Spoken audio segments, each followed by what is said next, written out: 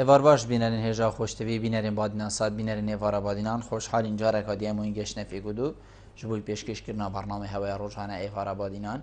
بینران وکو انسانن که برنامه روزانه رابطن میوانداری کسانی که یعنی میشین چند کسانا بو اکیل فیری گفتگوک بیتکرن چه او گفتگوی یا گریدای بیتن پروژه و یا جی گفتگوک بیت کو میوان ما روزه یلیش خرازا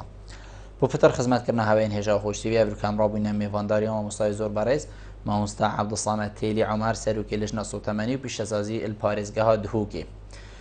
الجواتا باريزگاه دهوكي ببورن انا يا خودي بابتي ما افروكا دي سروي چندي بيدن كا اف لجنة صوت 80 وبيشتازي كاري ويتشا چاوا شيتن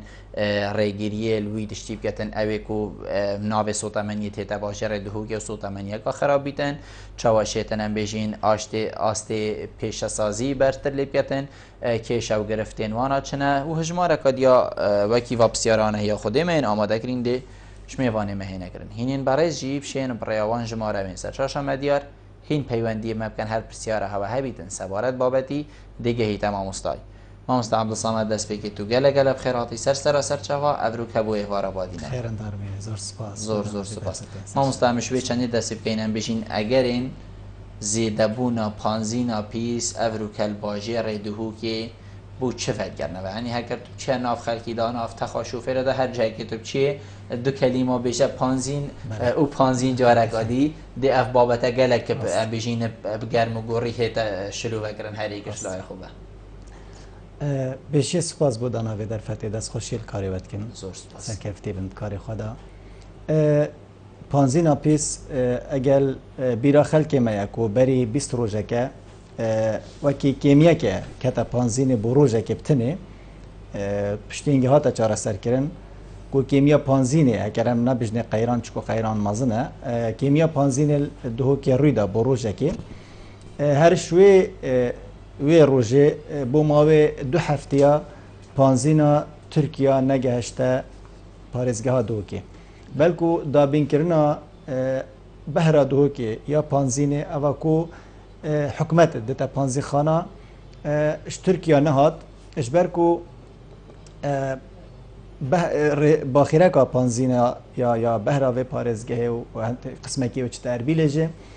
نهات ورگرتنش بر خرابیا کوالیتی اوه هات زفراندن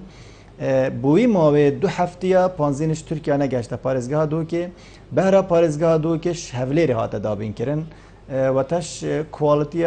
و پانزینه الوی آستینه بی بر همه نافخویی بی سبب هنده کو گلو گازندت خلکی گلک زیاده بین کوالیتی و پانزینه الگور وان طبعا سامپلت مور گرتینش لاینت پیوندی دار نابرا 87 صده بو 88 بی وقتی هم بجن یعنی اکتانا و پانزینه 87 یعنی 88 و تا او 12 صده آن او 13 صدیات مینتن او هندک ماده دینت ناف پانزینه داد بن اگر تگدانا سیاره خاصتا رصاص و گلک ماده دی او اف کوالیتی هنی آن اف ریجا ایزو اکتانا کد بجنه 87 صده بوان ترمبلت افروکل هرما کردستان کو بهرا پتر مثلا کورینه اوروپینه ناگنجتن یعنی دگل خرابه تی مکینوان تی کدتن و تا پانزینه پیسه فیت پامپ وقتی و پانزینه کشتن گلک تعبید بینتن گرمت بد چکو یا پیسه تیرا نابورت بسانه هی بتسبب صوتناوی و یا خرابتر اگر هاتو اف يعني طبعا الجور او پشتی دیفچونت مت يعني تيرو تسل چکو ام خبرنینت مسألة في بامبا پانزینه بس ما ام مجبور بین وکل لجنه وکل نرد في خلکی وقتی اف کشیت هنی رید بن ام چون گل کسید بسپور یعنی شفیترا بگیره شوارمنا بگیره اگر اوش فیت پامپ جبوری گشت مکینه طبعا اوه گله خرابتر بتن چکو اگر نوزر جنه هاوش دی بسبب فجا آگیر بر بتا سیاره افرجا پانزینا پیس جویری هات بس اوه بوماوی ایک هفته خوشبختانه جارکادی او رجا پانزینا کش ترکیه گشت پارزگاه دو که جارکادی یاد گهته و ام بیجن حال پارزگاه دو که اگر تو برآورد که گل پارزگاه دیت کردستان هولیر و سلیمانیه گلک باشتره هندک جارکادی گازنده تایم بس او گازنده گلت کمترین شروجت برینه ها و اف گازنده دوی گاویجه بتصور من بودو شتات زفرنا و ایک جه او پانزینا مای یا کون یشیال دف خلقه کی و دفندک تاجر مای یا دوی اوه که هندک پانزین خانه تن پانزینا تجاری فروشن نه بر همه حکومت ناده توانا بجا او بگمان گلک تجاری الکردستان هیوی پانزینت اینو گلک ریگجیت هین اش دروت اینش نفخویا هریمت اینش منطقه امریکا وقت یا الگل هریما کردستان کت ماده 140 دا گلک جارش منطقه مخمورش کرکی پانزینت ایتن اوه هنی محتمل تو امش اودی یعنی امش رجا اکتاناوی آن کوالتیاوی پشتراست دینن ام بجن ولا صد ام جد پشتراستن ام شوی پشتراستن اوه حکومت دد حکومت پانزینا پاقش ویگا ویاد دتن و یاد گشته وان پانزین خانه بس اشکال دوی دایه یعنی ریوبریا بلاف کرنا بر همت گازل دهو که نشیتن پانزین بدت وان پانزین خانه دهو که همیا هایم زور جان ما مستعد دل بیری و راهم جناب تبع سوی چندی کر هبونا وی کشیک و بری 2 هفته ابو یعنی بیشین 20 روز ابو اگر وی چندی بو کو او حصه هریمی او کو ترکیه هاتی نه باش و مزف رانده و ما حولیری برگرد باشه اول ترکیه هاتی پیستر بول یا حولیری يعني اول تركيا هاتي هوا رفس يعني هاتي رفس كرم راكت حكمتي او بيستر بول يا هريمي دائما دقيق بن ما وك نما رفس كريا جريبستت كرينو فروتنا يعني كرينا بانزيني وإنانا بانزيني ندست مدانه وك انجمن ندست پاريزگري بوچي از بسيارش جناب بله اصلا اول دست وزارت حصري او صلاحيات وزارتنا وزارت جريبستا دگل كومبانيت مازن گريدتن بو اینانا پانزین بو ناف هریما کردستانه اوه دست وزارت دانب چندت کرد چندت فروتش کرد اوه ام هند مسئولن دا صلاتت ما و کیاسای بو ما دست نشان کرین یاسا انجمن یاسا پارێزگەیەت کردستانê da ya sala 2009 dest nîşan kirîne ku em çarçovê parêzgeha dihokê da me desalatê me ev ne û em ew panzîna ku ew sotemeniya ku yani rêveberiya belavkirina ya gazêl dihokê da beşit kitin em dîvçûnû bi wê çendê bikin wezaretet kirdu çawa tu dê xelkekê pişt rastkeyî ku vê gavê belkû li destpêka vê xeyranî yana bijîn vê kêm bûna panzînê xelkî gotî ev ne ew ya mel hewlêrê têteniyan heker ew jî bîten ev ya hindek tacira hindek bazirganoya ku vîya panzîna websarefît lewmaya Tirkî ragirt çawa tu dê vê bû xelkekê em bijîn raz deke نخير نعم يعني مشكلة خلق تشد بيجتون خلق شواتيت جهتن أو ما في خلقية بس أكيد وقت خلقك تشتكي بيجتن بلجا بيدفين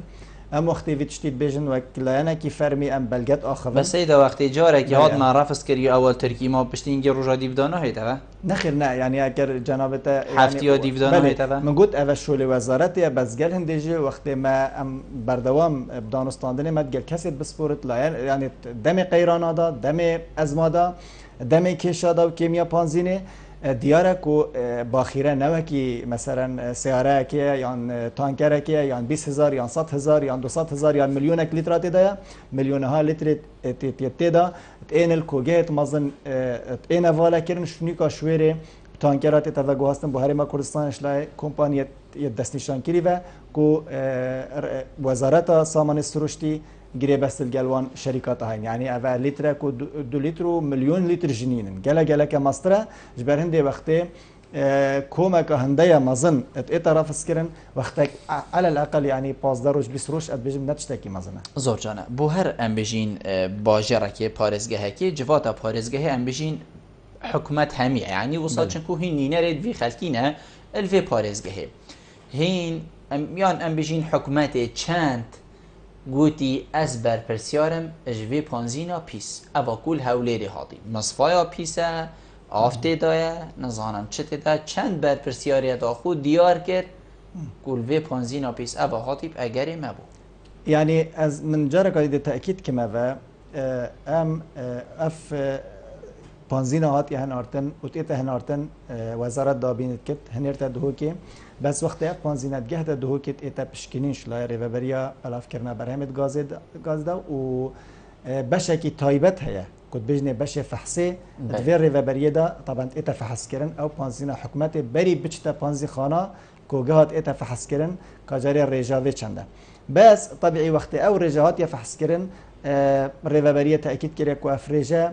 حدود 89 الصدي دا 89 الصدي عندك جار 87 الصدي بس وك ريفابري قلت 89 الصدي او اف 89 الصدي كارتي كنك جلك خراب نابتن اك يدوي ما بديل نبي يعني تو خلق بتسر شهر او هوا آگهداری سر هوا ما مستقو دی اف پانزین هت وکو شفليري پارێزگەهێ بەلێ کو هاتی و هەندە سادێ ئەvە كواليتي نخير نا بشتي طبعا كانجي امري يعني بشتي غازنده هاتين و بانزينا خرابه اكثر ما ديفچون ياكري و ديفچون دا ام گشنا و قناعتي و گشنا وان بيزانينا جري و بريا دابشكنا برهمت غازي و او بي طبعا بزيترين وقت آگهداریا هفلیر جهات یکلن کو افرجان اف پانزینا کا یا باش نینه چکو اگر تو بری خوب دیل سرتاسری کردستان بگاوه کشا پانزینا پیش یا هی و جارگاه تأکید که ما برآورد کردن پارێزگاه دو که گل پارێزگاه دی گلک حال پارێزگاه دو که چهترش پارێزگاه دی بس و فتره دا طبعا اوهبی و وقتی که نزدیک جه طبعا خلال هفته که دا تو کشا که هوسا يعني هفتيه كي بدو هفتيه بيتا چاره سر كنو تو بمبركي وجاركا دي بانزينا دي بيتا و ياشمه و گلك واستيان هات و گلك فشاركا مازنجه اشلاي پارزگري و بارزگاه و كتر سر وزارت حتى وزارت جاركا دي او بانزينا باقش لزگهانده پارزگاه دوكي ما مستا بو چی هوا آگهجینه جنابی تبجید ما آگهجینه بو حتی خلکی گازنده گهاندیم ما کاری هوا نه و کو پانزین چواهات چوادهت دابش کرن کیش جوره ام بجین حتی دیمای چن کو اکید ویتن هوا رابطه گریدانه گره و بریا گشتیا بالاف کرنا بر همین گازل دهو که هبیتن یعنی هوا آگهداری سر نبو اگر چنه کو حتی خلک بیتن سکارای تو مارکت یا تلفونین هاب کتن یا دنگو بالا ببید ناف خلکی ده حتی ام بجین کردی کو هین ببینه آخر دیمای کسی گهدار بوی نه يعني ببور ام آخر کس نبینه بلکو طبیعی وقتی مگوت يعني وقتی اپ پانزینا تو سکنی بله ام کس نین چکو ام لاین جبجه کار نین لاین چافدرن ام چافدر ده چه زانتن يعني اولا وک لجنه ما او آلتانين هم چن فحصا پانزين بكن بس هيند جالين وقت فحصا بله یا ما زاني مشكلة الفيري جالك جارا وقت هندك تقييم لا يعني چافديرت كن يان برلمانتركي يان اندامك انجمن پارزگاه مگوتي یاسای چارچوب کارمه دیار کری یعنی گلک جارا نظام از ویت شتید بینم گلک جاش را گهاندن جو گلک جاش حوالاتی آجه یعنی دوید ام رول پولیسی بگیرن یه لاین تنفیزی بگیرن یه داواکاری گشتی بگیرن یه دادوری بگیرن یه یعنی تنفیزی کو هرکی و مثلا هر رهبری که شول خواه های هر کسی که شول بیه رخصی شول ما چافدریه چافدری ده چاو تکرن چافدری عادتا پشتی کاری تکرن کار ده تکرن تو ده چی جاری درسته یعنی خلده وقتی کار ها تکرن وقتی نتیجه سلبی زفرین ما دیف چون کر و ما فشارک مازنجش لای خواه طبعا روزانه ام سر خطیبین او بيكو حتى في قاوي الحمد لله ابو ما هفتيه كه جاركادي كار زفر ياسر وضع اخوه آسایی بره و دیسا بده تاکید کم برآورد کردن پارێزگاه دو که ابرو که حال پارێزگاه دو گلک چترش پارێزگاه چه تشت البردسته کو ام چترین پارێزگاه هندی ما است يعني افريج خصوصا يا مازن جنابي دست بيكيشي قوتي یا آوارال دفمه يعني اف خلک همی خودان ترم بیلن همی نابجین همی بس گلک خودان ترم بیلن يعني اف باجیره هندی تیدا بلکو بوینه هندی دی يعني دو باجیره تاتینت باجیره که دا افرو کویتن چه سر دلیل گل وی خلکی بیتا کرن چاوا بو ما پانزین بیتا دابین کرن کو ام باشتر بین شوان بله يعني قصدم مختلف بجم ام باشتر كواليتي دا اما بحث كواليتي اگر تو وگاوی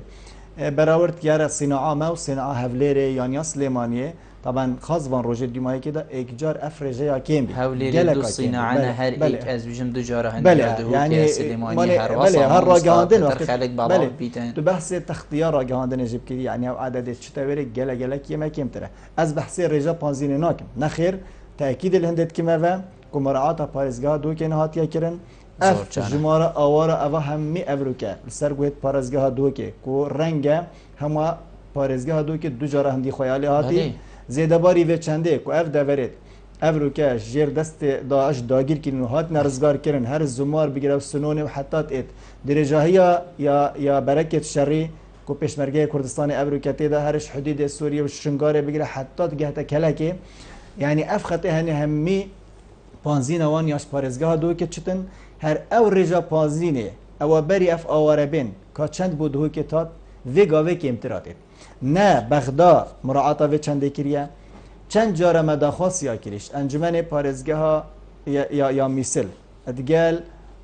یعنی حتی از شخصی الگل جيجري بارزگری آخفتیم و ما لجنه کا چیکری وقت علاقات امیت چوینه دفوان لجنه کا مشترک پی خمت هندك و ام بشين هر على الاقل چونه بتن رجاء کا بهرا پانزینه یا سوتمنیه پارزگاه مثل بگی بو في خلکی بيت يعني خلکی وانا برایت منه کردن بس وقت اداره افا پنابرت و يعني آوارت و پارزگاهینه يعني لازمه اف مسئولیتانه بس جه داخله حکومت عراقی چه يعني بغداد هاری کار نبیه دوی بواريدا نه مثلا يعني ام بحث السلطان طبعا بياوديش دا يعني بياود سخلانيه يدرمان ام بحث باب السلطان يمكن حتى وگاوه لیترکجه هزراوان نهات یکن و بوان نهات یک دانه اس وقت بحث کم بجم حالمش پارزگاه دی مقصد من به کوالتیا پانزینه پاقجیا پانزینه اوروکه حال پارزگاه دو که باشتره بس رجا پانزینه نخیر رجاوی کیمه و گله کیمه جه و اوه ام وک لجنه روژا دوشنبه بیت الپرلمان کردستانه ام هر سه انجمنت پارزگاه دکون بند گل لجنه سامان سروشتی الپرلمان کردستانه ایک شوان خالد سرکیت کو ام وک لجنه دیداکو کیه لیکن دیداخوازا بلند کرنا رجا دوه که کن چکو پراستی ام بین اوه غدره که و نعدالتیه که گلوه پارزگاهیت اتا کرن و رجا که گله کیمه چکو من تأکید الهندت کم حدود 135 پانزین خانه اوروکه فایله هنل ریوبریا یا بلاف کرنا برهمت گازل دوه که تنه اف ریوبریات شت روژه بتا 67 پانزین خانه که یعنی او بخواد تا 108 يعني 16 پانزین خانه بو تاکسیا هاتینا دستشان کرن نوتو حفظ بخصوصيه بس نشت روجه دب ددوان هميا روجه كينا ايكي عند پانزین خانه يعني روجه كي دتي روجه كي نادتي خاله ديا گلك يعني كارت اويا سامان يعني وزارت سامان سروشتي يعني عادتا بو هيوي رژنادت مثلا اگر بو هیوی دا با پارزگاه دو که گود باید وی هیوی دا روزانه مثلا 1,000,000 لیتر دی بوده و نابشته افرو که هم میلیونات هنج صبحی به 800 1000 میلیون کو وسط اواج ولد کتن کو شول وی ریبری گله که زحمت لک و گله جرا پلانت وی ریبری اینا تیگدانه راستی یعنی وانج مشاکل تین و اواج طبعا بو وزارت الزفرتبه و کمی گوتی ام وک لجنه ما گلک پیشنیارت حاضر کرین یت کو سر باش د چوا کنترل پانزینا پیسکی رجا دو که د چوا اتدابین کرنو چند حق دو که و چند اف نوعا ما يعني عدالت يلقى دو که هات يكرن اف خمساری هات يكرن و اوه د چوا تعویض کرن و مطالبه بکن اوه بروجا دوشن به ان زور جان استاد بیژن الباجر دو که پالاوگه هنه مصفا بیژن کو پانزینه درست کن و باید که بده بردسته بیژن گیت بدسته خلکی و خلک کنه تورم بیلین خو جنابی ده چت بیجید افتشتل دو که چند راسته دو که پالاوگه هنی نبناوه پالاوگه ها دو که هندک پارزینگه لیبین الدورا پیش سازیا کاشه بله هنده جورت سوتمنیه تیدا هندک عملیات تهات نکردن مثلا گاز ویلی گاز هنده جارا بس کو اف پارزینگه تنی پانزین وی رژه چکن بینم بدن ریوبریا بلاف کرنا گازه و پانزین آن بیت فروتن هیچ شوکی وک حکمت تعامل الگلفان پارزینگه ها نکریب شوکی فرمی و 1 لیتر پانزین جه ریوبریا بلاف کرنا گازه جوانا نورگیرتیه و تعامل گل نکریه جه و اوش روژا 7/5/2015 وره اف پارزینگه تنه جه بریار یا پارزگر دو که و بری هنگه انجمن پارزگاه دو هیوا یل سروی دوره شول کری بریار یتاتینا دای خستن و تا اخام یا جهات یا قطع کرن او پارزینگاه وگاوه شول ناک زور جانه ما مصدم بحثی ام بیجین خرابیا کوالیتیا پانزینی تیدا کرن تنی هزرامه بلکه بوی چندی چیت کودی طربیلش کار کوید یعنی ام بیجین چند تشتکیوی شناف چند این وەکو لژنە چەند هەوڵت دەنیان چەند حزرت توی چەندی دەتکەن و نەدەبتنێ خراپیە بۆ تۆڕمبیلی هەکەرەلڤی باژێڕێ ڕۆژێ ده هەر تۆڕمبیلێک 5 لترێت پانزینا پیساوەکی بێگاوێ بسۆژیت توبژیدی چەند کارتێکردنا خۆلفی کەش و هەوای کەت و ئەف کەش و هەوایە بۆ مەکەتن هەوە چەند هەوڵدا یعنیان بژین و ئەف چەندە بێتە کۆنتڕۆلکردن یعنی هەزر توێ چەندی دەبتنێ نەیەتەکردن دێڤە کارتێکردنا خۆ التۆڕمبیلی کەت دێل زارۆکی کەت ژێنی کەت دان ئەمری کەت گەنجی کەت و حتا دیمۆ دێل سروشتی کەتن بێشک تاوان ئەوێ کارتێکردنا خۆی ئاهای و کارتێکردنا خراپ ژی ئاهای ماوەک لژنە ڕۆژە چهارشەمبێ ئەمیەتڕی نیشتینە خوارێ و هەرت ڕۆژە 24 تحدیداً 24 هەیڤێ ئێکیش پەرلەمانتەرێت پەرلەمانە کوردستانی علی هاڵۆ میێڤان بیات لژنامەدا وەک میێڤان ئەو پێشنیارێت مە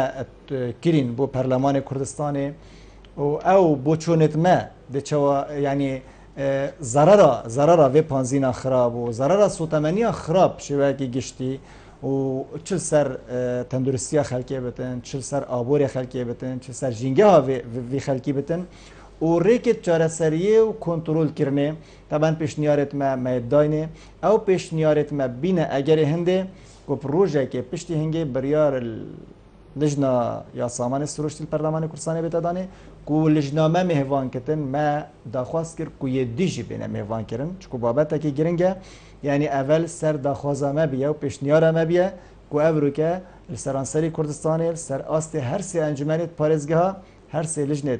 sotemenê dê kom bin gel lijna perlemanî bêşik ev rûke em hemiyê li wê qenaetê ku kariş yani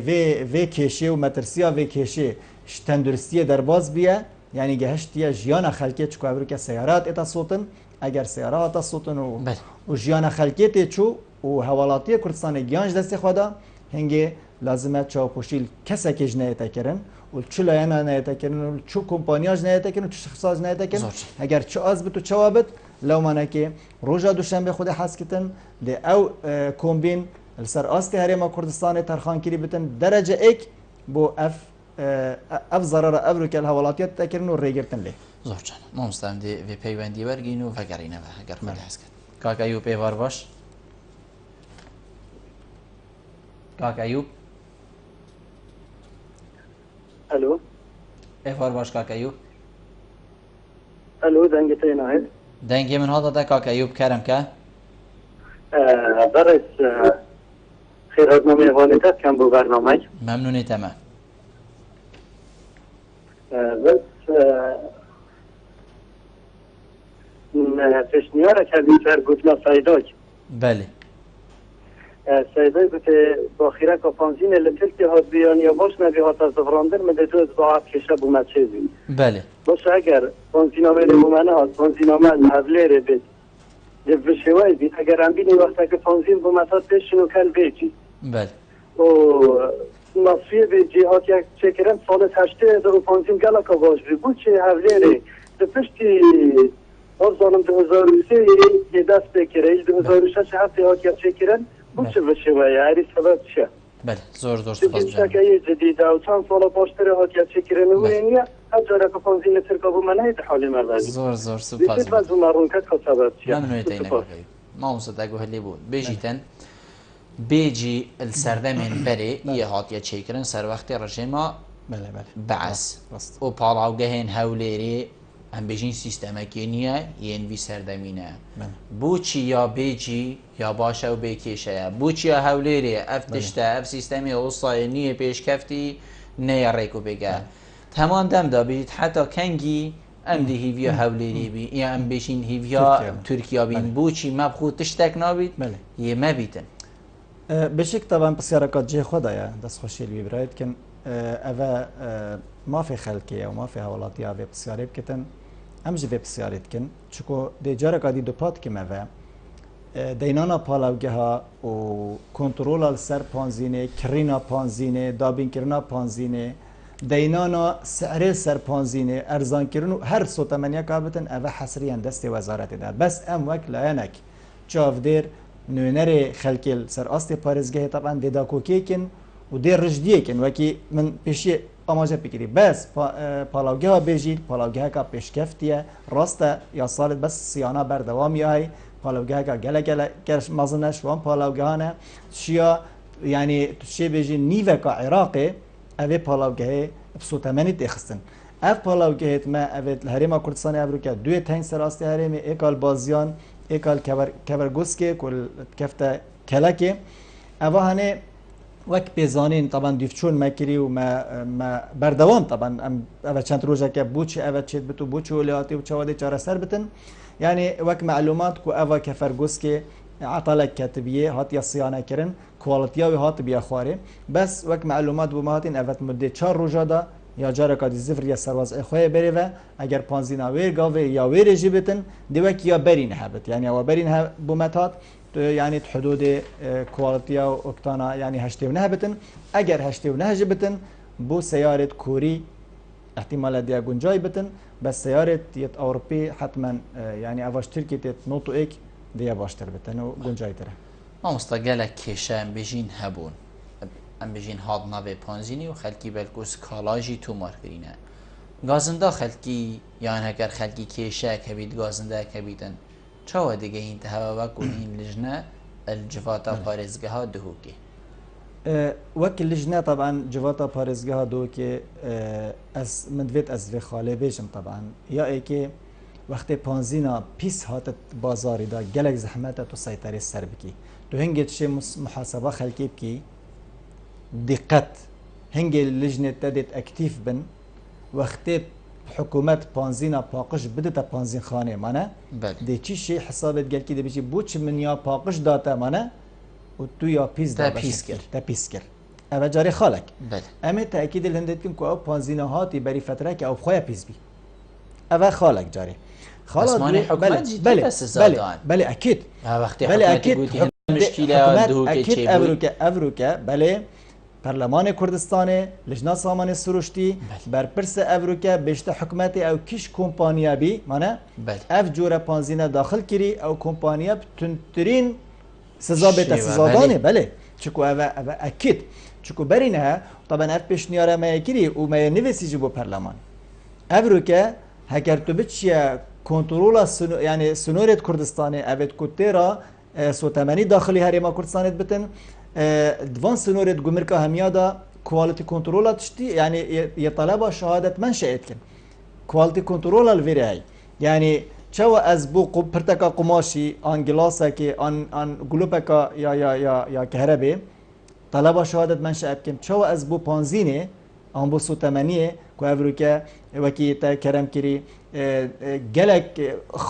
خالوه وتجلك بياوادا كارتي كرنكا اجار خراب السر برجواندی دوی خلقی هیا یه تندرستی یه جنگهش و یه آبوریج اما فروز اوه طبعا اوه پشتیاره ما دیدا کو که گله گله که پس لیکن دیتنا ما اوه کو سنور بین کنترل کردن شهادت منشأ الشركات بتطلب کردن شركات افرو که سوتمنیت اینن کوگیت وانا بین پشکنین وقتی گیت پارزگاه یا پاقش و تیت دابش کردن نیش سر آست پارزگاه و قضا و ناحیه ده لجنه یا لجنتين بس اف لجنه دي اكتيف انا تشكرن بيش مياكري هر مزاخه که پانزینه و کاچاو امریکا هر مولده که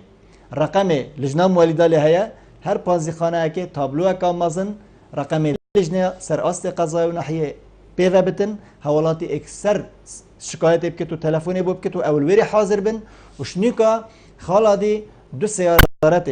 بو پارزگاه دو که افریقا هات ندابن کردن تا مثلا آسیا همی پارزگاه 10 سیاره بین یات دابش کردن سید بو وزارت بخوامین او دی دابش کردن ندگهش ندو که او 4 روزه کفت نکاری برینه هر پانزی خانه کا تویا با پانزیناوی فحص کی یعنی فحصا کامل مقصدم بله لازمه تا آمانه کی پانزیناوی اینا باید سرطنگل فحصا یعنی یا گشت فحص کر باید بس ویگا و خوشبختانه سیاره های تست های اف تست هنه گروکه هر پانزین خانه که شکایت لیاتا کرن اکثر چتلویر پانزینای فحص کتن بس وقت مگوتی اوه چتن اف مرحله کس کفت سرستوی پارزگاه سر آست پارزگاه قیناغا سیه لازم وزارت سنورا کنترول بکتن کمپانیت اینانا نفت سر آست کردستان کنترول بکتن شنیکا پارزگاه وقتی سر آست پارزگاه پانزین خانه بنا کنترول کرن اوه پیشنیارن مهت نویسین روزا دوشنبه خود حس کتن اف بنگاوه امل لجنه پارلمانی سر الهرم کردستانه پارلمان کردستان امده طرح کن وان پیشنیارا و اگر بین جبهه کن ان شاء الله حوالاتی ده گله کشوان زوجان کشید وگا ما مستا هر دوی کمبونا دهاتی دا کو هندی کن آنه یا خوده هندی چند دا کوکیل مافی خلکی کن یعنی خلق گله جارا وگا ابو وکی نریته که یعنی هر تشتی بو کتابک و چو هات و وردی فرودی بچه بیشن هر وکی تنکری یا نکه دبو چی سری خوبه و گیش که مکینه پاقی چو پیچ بو آگر بر بطر کده همه پیله چه پیوناهد هنده چند داکوکی لیکن که اف آخفنا برو واجب بیتن یعنی اوه ترنبیلاوی صوتی قربو بیتکرن اوه مکینا سوارا خدا نظر قربو بیتکرن اوه ده فی طام صوتین قربو بیتکرن قربو کردن وان خلق وی خلکی طبعا جاره ظروف وکی وی گاویدا جاره پارلمان کردستان ما آماجه جاره که دی پیکی ما وچکو عادتا ام مخاطبت وزارت نینن امیت پارزگاه نه بس مرم من یه پارزگاه هنده چند دابوکیل وی خلکی کن بشک یعنی از دو تأکید وی آخفنه دبیجم کو پشتی اف کشه گهشت یوی آستی حوالاتی کردستان گیان خوش دزدا آبور یعنی سیارت وی خلکی ضرر که آبوری هم مزن وی خلکی کد راگهاندن ایک جار هات اثر خطی رایا گشتی ابرو که همی هات اثر خطی از وی باوره ما کو ده نتیجه که گله کش باشی و کمبینه چه بتن هنگه حکومت و وزارت ده ملزم بتن که پنگاوه که باوشن چکو فشاره که گله مازن کفت سر و اف کشه بوی شوی نامینتن و بزیترین وقت لازمه بیتا چاره سر کرن و اکی مگوتی کشه گهشت هنده گهشتوی آستی که حوالاتی کردستان گیان خوش دزده وقت حوالاتی گیانش دزده خلاص یعنی چو حساب با چه اعتبارات دینامینن لازمه اف کشه بزیترین وقت انشالله دیتا چاره سر کرن باوریام اوه چکو وقت مگوتی جبروان خالت هنه راگهاندن رایا گشتی روزانه مثلا شاشت یت تلویزیون همی بینه یعنی حتی رکلام و بیا جه نکتاج سر فیسبوکا کو عالم فیت پامپا و صوتنا فیت پامپا و صوتنا سیاره بله یعنی از وی باوری ما و فشاره که مزنه همی لایه تاتن سر خطی و اف کمبیناجل جروی فشاری هات که وقتی که نزدیک بیت انجام دانیشان هوا چند آگهداری سر هیا که خلکی تا چرا ده سکالا تومار که اینما مستابوه که که هکر خاطو خودی کری ایشالا قربو بیتکرن یعنی سر چه بنما ده تکرن لجنه ده هبن یعنی اول وقت زانی که شنیده قربو تکرن شنی خلق بچیدن هم بجین سکالای تومار کتن سر چه بنما ده قربو یعنی جه داخله او روشنبیریا تومار کردن سکالا دف خلک منینه خلک من لا یزال کلتور کمالایتی سری زاله یعنی شرمجوی و جیران منه و مروه منه یعنی بون منه بری چند روزه که نقیبه کی تلفن هم میکرد گفت از الفلان پانزین خانه پانزینا سیارا منش یادر کرد میگفت کیل گلته گفت دو افسر دیجیت گل منن میگفت اکثر هما عریضه خو بنویسه سکالا خو بنویسه و هر دو بلا تحقیق من رقم تلفن خو داب شم دیف چونه بکم یعنی بلگه یک دسته مداهبته پشتی 2 دقیقه تلفن تیپ خوده هر دو حوالن بجن ام شرمت کن یعنی ام جیرانت کن ام ملت کن ام باجر کن سکالای تومار ناکن یعنی خلکی ما اشکالت ویرد گلک جرا یعنی تو وقت دابش کردن وقت گاز هات دابش کردن و گلک خلکی گازنده هبین و اف تانکرت کو گازی دابش کن گلک شوانا یعنی کیماسیت اخنوی وی بشه گازی و بهره خلکی بدرستی وان 200 لیترانه دنیا بیت حکومت یعنی وک بهره وان وک رقم و پاره خوش دن و گاز وان نایت دانی یعنی چند حول مدان خلق یک سکالات تومار بکت بج نخیر اس آماده مینم دیف محکمات بکوم و دیف دعوا بکوم بو مثلا 100 لیتر آن 20 لیتر آن 3 لیتر گازی اشکال مد ویری دایا مفروض خلقی مب علم تهنده دخواست مافی خواب کتن و زان ده چوا دخواست کت تومار کردن سکالای ابرو که اگر خلج نج اکتیف نبتن مگوتی چکو ما گله کرده کتن ما یعنی بدیت نامن بووی کودانی مفروض سر است هرما کردستانی و سر است پارێزگاهی افریقا داوا کاری گشتی سر خطی باید یعنی ما داوا کاری گشتی وظیفه وی اوه پاراستنا برجواندیا انا یا گشتی خلکی افریقا سیاره خلکی هات صوتن خلق خو هات صوتن تدا ضرر که ابوریا اجار مزنف خلکی کت یعنی سکالا تومار کرد سر حکومت سر وزارت سر کمپانیت اینن یعنی کا کیه لا یعنی مقصر کیه سکالا هات با تومار کرد پیشوی خلکی و زۆر يعني قصدام بي أبايا یعنی گلک جاره لایه چاودیر بتنه وی باری همی نهال گره چکو قانون اورک ندایه خلکه کی دیه هی بله ما مستحین چاو دیرن ما نوسا بله بو چی بهای پانزین الجهه که 675 650 هندکا 700 او تا دیمای هندکا بری چندکی 900 چه کر بو پانزین محسن 900 و حکمت ایشید گود مبتنی ایک جوره پانزینی هی محسن و عادی و نظام چه نینه ایک جوره او یا هی من نظام برین ها یاش و من برسوا و بسیار شوه کی دیده حکومت آن امشین بجن الاصل پارێزگا دو که ریوبریه براف کرنا بر همت گازی او ریجا پانزینینینه بتهمی پانزین خانه و تا اوت حکومت دته یدیت من نوصا اوان زگوته یان هنده پانزین دنما یان امده بخوا پانزین اینن چون ما فکی وانه یعنی 45 دفتر الپانزین خانه دای و مصرفه کی مزن لیکری و پانزین خانه شول نکد يعني هذا منطقية. پاسر چه بنما هات نگرتن ما مستحقر اوی پانزیناش حکمتی ورگرت یه سر چکری عادی و محسن فابو چی هات نگرتن بله وجا او پانزین خاناش حکمتی ورگرتیش 700 زیاده تر ابدا سعره 700 نه کمترش شد فروشت نه زیاده ترش شد فروشتن او تجاری بخواد کردن او تجاری کرید بشتن تجارت که از یه بخواد کم از بروکی تاجرم از دی پچه که بای خو این مخارش یه حکومتی دا ابشم گلکی بفروشم تو نشی بجی کمتر تو نشی بجی تو بوچ کمت فروشی دشی بجی چنابت چه پانزین خانه پانزینش 700 زیتر فروش تجاری بت حکومی بت چه بتن پانزین سعره و الهرم کردستانش 700 زیتر چنابت چه پانزین محسن جنینه اول گوت پانزین محسنه درمانه کت کرن اف پانزینه سعره محسنت فرود سه پانزین خانه یک روزه دال پارێزگاه دو که هات نقاپات کردن وقتی گشتیه ما گشتیه ریوبریه جه طبعا ما آگهداری ریوبریه کرد گوتی ما آگهداری پی هی اکثر گوتی ام اوت چون قپات جی کرن فعلا و سزا جدان او پانزی خانه هات نقاپات کرن اما اوت تو بحثت کی کوش صدا کمتر تو نشی بیجه تاجره کی ولا دو بشتن بالعکس از یه خدمت خلقیت کن از یه بهای پانزی نخواد این مخواره تو نشی من سروری نتدایا من و نتسأل دين از زيادتر تمام زيادتر از نافروشم بس كيمتر از يه خدمتك ابو خلقيت كم الويري طبعا تو ناتشاري ريكي زور جان ما مستلفي دمي ماي بلا ام بين سروا تبرا مالي سر ام بيجين تبري غازي ما بو افصاله چكي ماسي ام بيجين دهبنت بالاف كرنا غازي دا بو چي غاز الوقت خونايت دا بشكرن مثلا دي بيجي هاويني مغاسد كما مبرده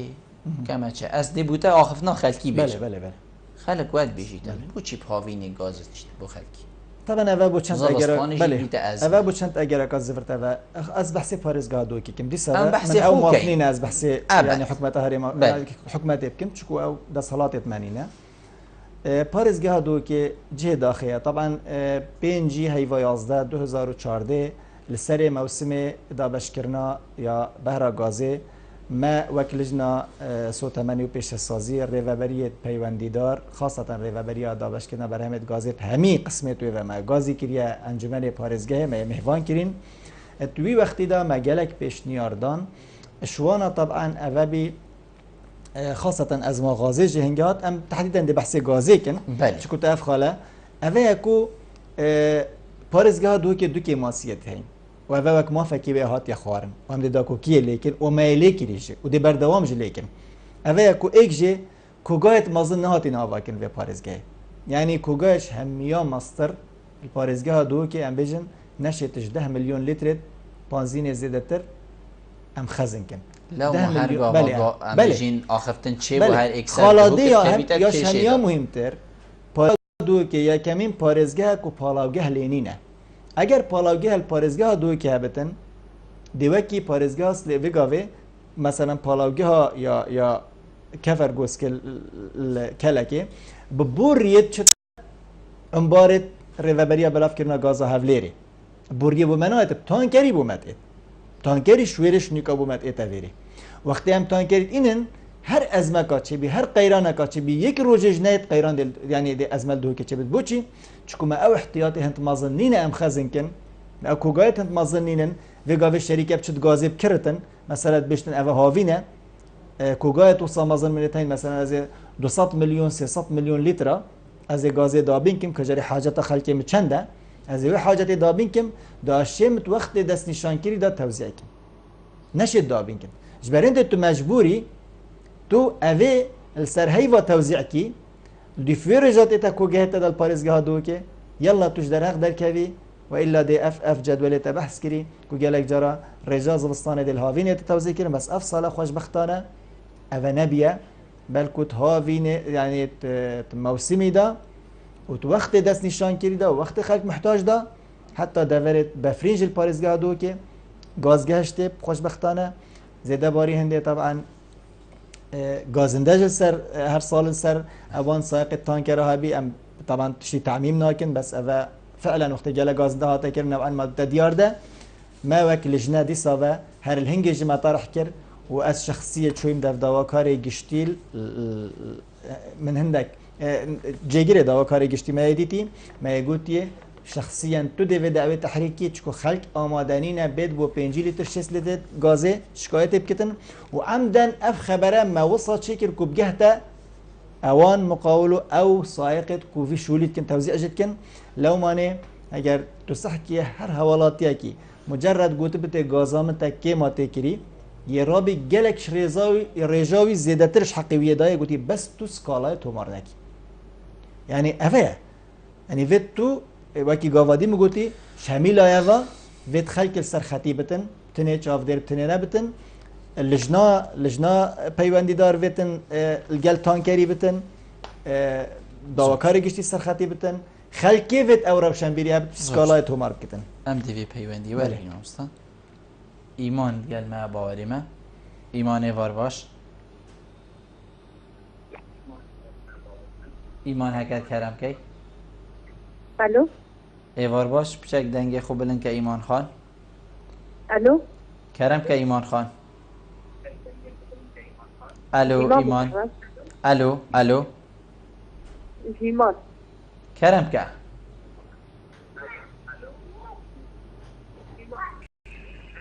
جیمان کرم که مهم تو کرم که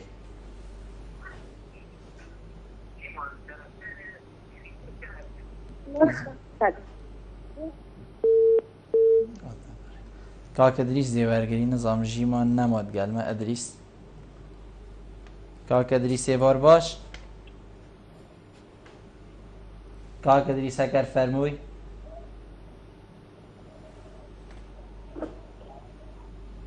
کاک ادریس تهایش منی نه بله کاک ادریس نظام دنگی وی نهایده من ما مستا از داوی بسیارش جنابه تکم لی تا بحثی به چنده کرد که هنده کم بجین شوفیرین تانکر افکیشه هبو اوین کو فعلا افکیشه سر در کفتی مصيري واتش هات يعني جاري دا تاكيد لك ما فاكو افا سكي طبعا وك ام لجنا حتى في قافي ما شو حالات نديتنا كو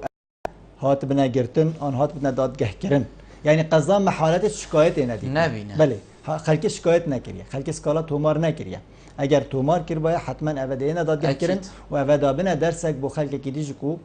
يعني في جرأة نتخوى أبي غدر الخاب كتن غدر الخلق ما بكتن جبرن دي أف حالته حتى يعني تأكيدت كم كو أف موسمها همي بوري أو يعني 4 وجبات غازي هات نتوزيع كرن 4 رقم هات نتوزيع كرن 11 و 12 و 13 و 4 فيديو ماي يعني 16 دركت بو منطقة چياي عفوا يعني 13 و 14 و 15 و 16 دركت 4 رقم بس قالوان 4 رقم اجه امواك لجنا حتى في غافجه آگداریا من نهات یکیلو ام پی نحسنه و مدیف چون جا کری یک سکالاج المحکمه آل دادیه که حتی تومار کرن بس وکی دی حالت گازندت خلکی دی ساده هبین بس دید اكيد كما با كويا بو ما هات يا غواستن پشتی خلکی مجرد ناراضی بینه خود دیار کری گلکش بهرای پتری هات یادانه بوش فرصت هنده دا کو اگر اف کشه پشتا داد حتی هندک جهاز بیشم شارژیه چی بو یعنی کو ارتشتاد گر شوفیرای چی بو نظام برادر سر پیوندی نودنگی و کیم تیتن کا کدریس اگر کرم کی الو کرم که کا کدریس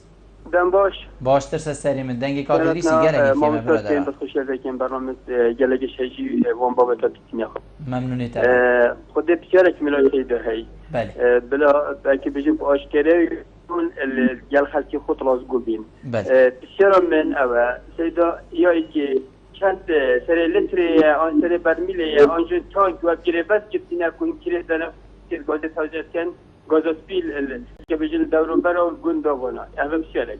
وكان سري لتري كان يعني بهاي تانكير روجا هندي وبجري بس ما أنجيك هكذا بيجن سري لتري هل ساكن كانت دينار الدري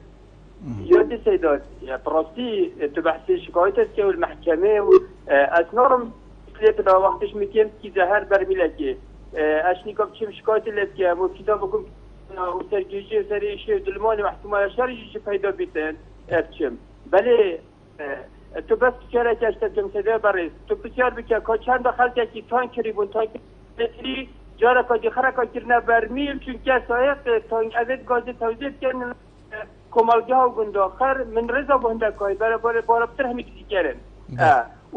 چون دینینا و کس من ایده حاجت سزادانجی من خو ناوی سایق کی دا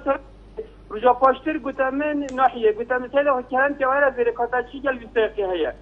سيدا من كشف كذي لا مش نقاط بمشي جاسقينا جابوا بيسلت رسم بيته بس ما حد ما هو بل يعني هذا روات كتن وطبعا ما جالك تزونيجي كتاين ما بالجاجي كتر زور سپاس بله زور سپاس بده که دریس یعنی حقیقت ما وقتی تکشف کرد و همیت استفاده چیه بچه دی بله یعنی که شما مستبحث بیچنید که بشتن آیا بهای وای کی ما یعنی حتی ام بيجين سر پیچرا دیکاره میشین دزی